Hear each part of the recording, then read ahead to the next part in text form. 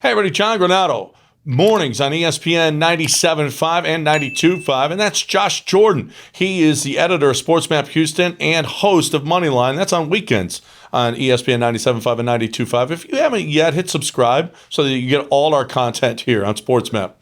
HOU. Hey, over the weekend, Michael Schwab tweeted that the Astros are showing interest in a trade for Max Scherzer. Someone's been saying that for a while now. Oh, that was me.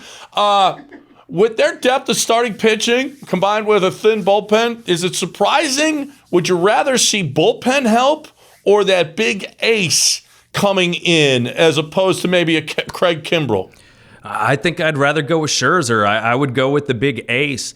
You know, if you would have asked me this a few weeks ago, I would have said, Framber's that guy. And, Framber's, he struggled with his control a little bit lately.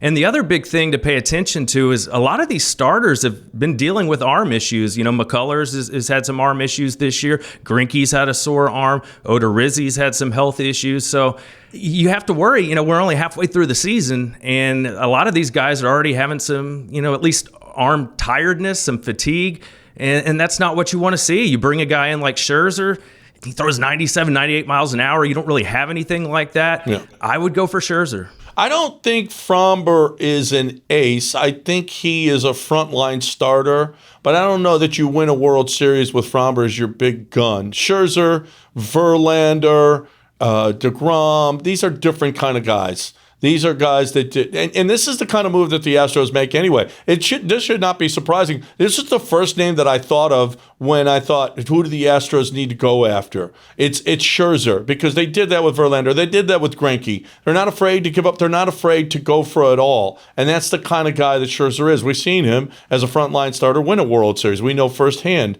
that happened. And he's got a no-trade clause. His agent, Scott Boras, has said that Scherzer will veto any trade that doesn't include a multi-year extension. If he isn't a rental, he's going to cost more, right? I mean, if he's just a 2-month rental, you could probably get away with not giving up too much. Would you give up Luis Garcia or Christian Javier?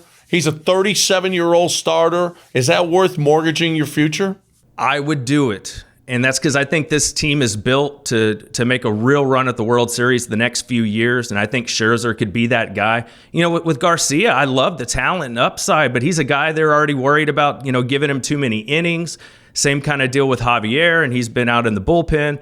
So for me, I say go for it. You got Correa at least for this year. If you bring in Scherzer, you can make a real run here. You have Brantley and Yuli coming off the books after next year. So I think they really need to try in these next 2 years to try and win another World Series, maybe 2. Yeah, I would agree with that. What if they're talking about Pedro Lee? What if they're talking about Corey Lee? What if they're talking about and Luis Garcia? I mean, they're going to ask for the world, especially if you get an extension done. They really are.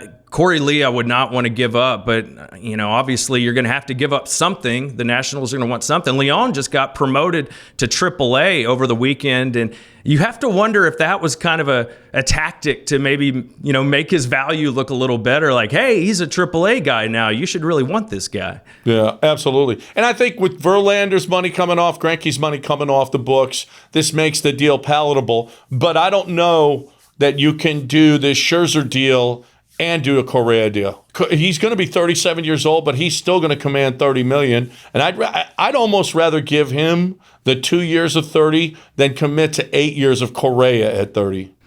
Yeah, I'm kind of leaning that way too. In a perfect world, of course, you want to see that extension get done. I think it's still possible that they could do it. And, Correa, if you let him go, he's one of your young guys. If Correa leaves, this team is going to age pretty fast. Like I said, with Brantley and Yuli probably gone after next year, Altuve getting a little older.